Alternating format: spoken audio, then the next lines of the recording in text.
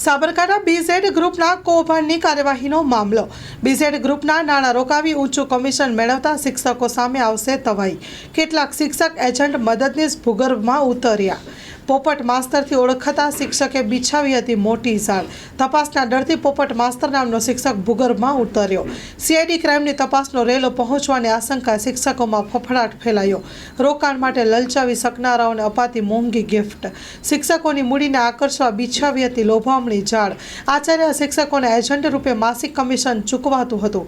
શિક્ષકોની બચત મૂડીને ફસાવનાર શિક્ષક એજન્ટો સામે ભારે રોષ।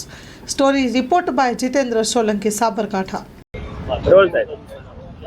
क्या प्रकार शिक्षकों संडोनी सामने आई है, प्रकार मार्केटिंग करते हैं तो कई प्रकार कार्यवाही करी है ना, केवी રીતે સર્વે કરવાની વાત પહેલા તો અત્યાર સુધી કોઈ ફરિયાદ આવી નથી, લેખિત કોઈ ફરિયાદ આવી નથી, કોઈ શિક્ષક વિરુદ્ધ કોઈ ફરિયાદ આવેલી નથી।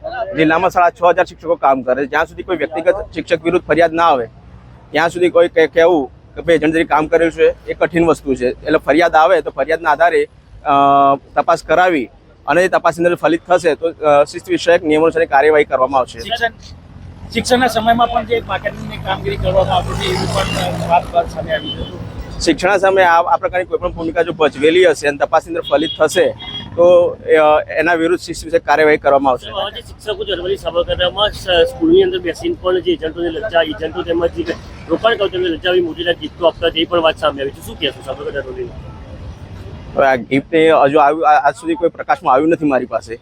સર્વે સાહેબ કરવા માટે તમે કીધું હોય કે ભાઈ આ પ્રકારની રજાઓ અમારે નિયમ અનુસાર લગભગ 30-60 દિવસની અમે કરતા જઈએ કે 30 દિવસથી કેટલા લાંબા સમય સાથે ગેરહાજર શિક્ષકો, 60 દિવસથી કેટલા છે, 90 દિવસથી કેટલા છે, એમાં જે લાંબા સમય ગેરહાજર જાણતા હોય તેમને વિરુદ્ધ અમે કાર્યવાહી કરતા જોઈએ છીએ।